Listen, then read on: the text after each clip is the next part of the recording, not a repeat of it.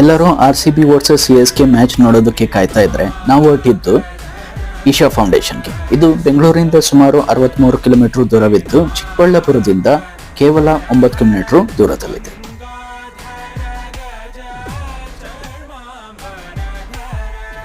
Weather ಸಖತ್ತಾಗಿತ್ತು, drive super ಆಗಾಯ್ತು. ನಾವು ಹೋಗಿ ತಲುಪದ ಮೇಲೆ ಶಿವನ ದರ್ಶನ ಪಡೆದುಕೊಂಡ್ವಿ. ಶಿವನ ದರ್ಶನ ಪಡೆದುಕೊಂಡು ನಾವೊಬ್ಬರು ಎಲ್ಲ ಸಾಕಷ್ಟು ಜನ ಅಲ್ಲಿ ಬೇಡ್ಕಂತಿದ್ದು RCB ಪ್ಲೇ ಆಫಿಗೆ ಕ್ವಾಲಿಫೈ ಆಗಲಿ ಅಂತ.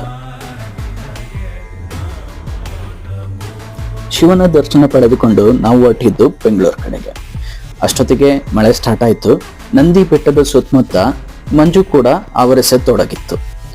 ಬಹುಶಃ ನಮ್ಮೆಲ್ಲರ ಪ್ರಾರ್ಥನೆ ಆ ಶಿವನಿಗೆ ತಲುಪಿತ್ತು ಅಂತ ಅನ್ಸುತ್ತೆ. ಅವತ್ತೇ RCB ಪ್ಲೇ ಆಫಿಗೆ ಕ್ವಾಲಿಫೈ ಆಗಿತ್ತು. ನಾನು ನಿಮ್ಮ ಪಮ್ಮಿ, ಯಾರಿಗಿಲ್ಲ ಇನ್ನೂ ಕಮ್ಮಿ. ಈ ಒಂದು ವಿಡಿಯೋ ನಿಮ್ಗೆ ಇಷ್ಟ ಆಗಿದ್ರೆ ದಯವಿಟ್ಟು ನಿಮ್ಮ ಫ್ರೆಂಡ್ಸ್ ಫ್ಯಾಮಿಲಿ ಜೊತೆ ಶೇರ್ ಮಾಡಿ, ಹಾಗೆ ಸಬ್ಸ್ಕ್ರೈಬ್ ಕೂಡ ಮಾಡಿ.